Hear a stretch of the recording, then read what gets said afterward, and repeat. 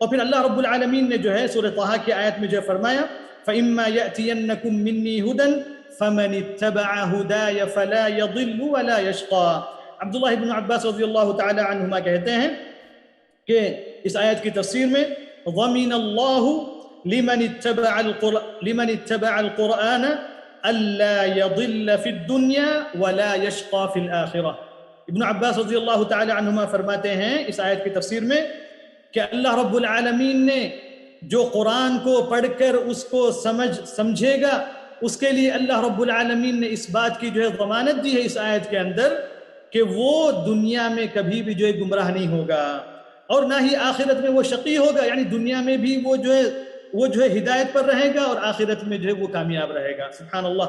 تو یہ کسی کے لیے نہیں ہے سوائے اس کے لیے جو قرآن کو سمجھے، جو قرآن کو جو ہے مضبوطی سے پکڑے، جو قرآن پر جو ہے عمل کرے۔ اسی معنی کو نبی کریم صلی اللہ علیہ وسلم نے اپنی مختلف احادیث کے اندر جو ہے بیان فرمایا۔